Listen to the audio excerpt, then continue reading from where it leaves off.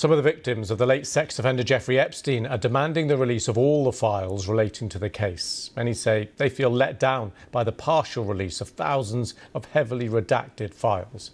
The US Department of Justice, which released the trove, said the omissions were required to protect victims and for continuing investigations. Well, a number of famous faces have appeared in the latest tranche of images, including Michael Jackson, Andrew Mountbatten-Windsor and Bill Clinton. Being named or pictured in the files is not an indication of any wrongdoing. Sean Dilley reports. Once among the most confidential documents kept under lock and key by the US government, some but far from all of the Epstein files have landed. Among them, this picture appearing to show the former President Bill Clinton next to Ghislaine Maxwell, who's serving a 20-year sentence for sex trafficking. And here Mr. Clinton appears to be relaxing in a hot tub. We don't know who this person is. Another appears to show Mr. Clinton posing with Mick Jagger. A spokesperson for Mr. Clinton said the former president did nothing wrong and he cut Epstein off before his crimes came to light. This image appears to show the former Prince Andrew lying across 5 unidentified people.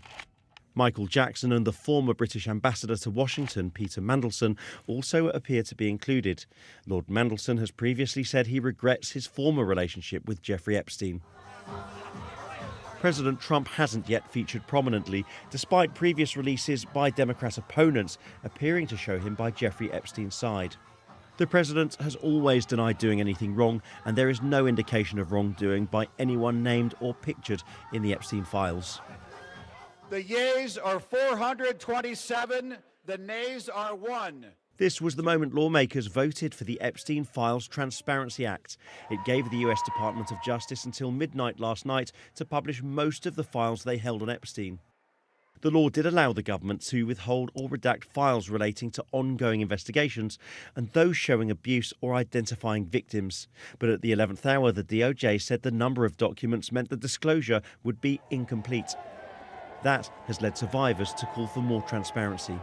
It's been so nerve-wracking. I think all of us are full of anxiety at this point, and that now that the files are released, we feel that it is a lot of files that don't have much information in them. So we're trying to figure out, what is going on here, what kind of redactions were made.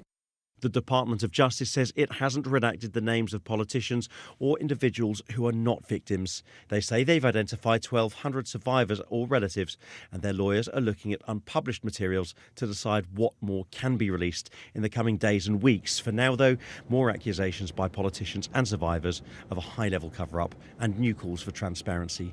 Sean Dilley, BBC News in Washington. And I spoke to criminal barrister Andrew Taylor. Well, I think this is very much the hors d'oeuvre. It's not the main course, because as we well know, there have been many, many redactions and many files that have not been released.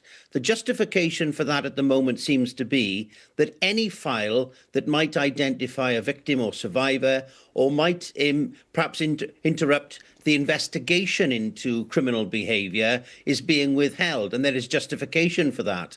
I think the difficulty is going to be that many of these people, 1,200 or so survivors, are going to say, well, we are not satisfied at the moment with the amount of redactions, and some of these images tell us nothing. Some of the scripts of things that we see tell us nothing at all. I think this begs a big question, and it begs a question of prosecutors, both in America, in this country, and indeed in other jurisdictions. There must now, I think, in America, be a political will, presumably from the Democrats, to have a team of special counsel or people go through these documents to say, well, OK, if there's an ongoing investigation, you should not interfere with that investigation or put it at risk by making these redactions and withholding certain files. But many might say, well, that is OK if there's an ongoing investigation, but if there's not, why redact and why keep from the public? Well, just to jump in there a moment, because we have heard from the Democrats already, some saying actually that they think that the Department of Justice here may have failed in its obligations that it was put under by the act that was passed by Congress and signed by Donald Trump into transparency. The fact they just haven't released enough by that deadline. Do you think there's merit there?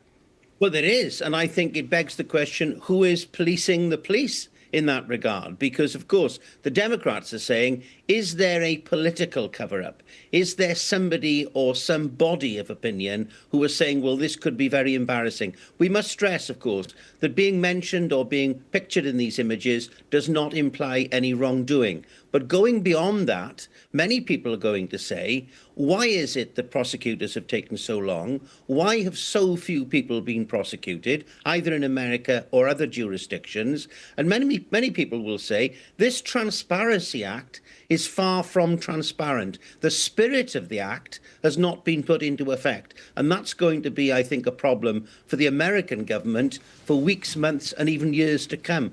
Okay. I would be frankly surprised if there were not prosecutions that followed from the release of what will eventually be material under the Transparency Act. OK, that's what I wanted to get on to. But the point of here of the survivors, of course, would be looking potentially for future cases to come out of this.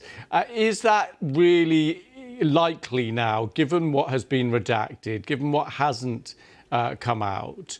And what kind of time frame are we talking if the information that many survivors would have wanted simply isn't out there?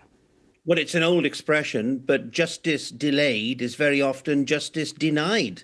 And many of these survivors, we all know that some of them are sadly dead. Some of them might say, well, I have very poor memory of some of the things that happened. It might therefore interrupt, or it might interfere with the trial of some of these perpetrators.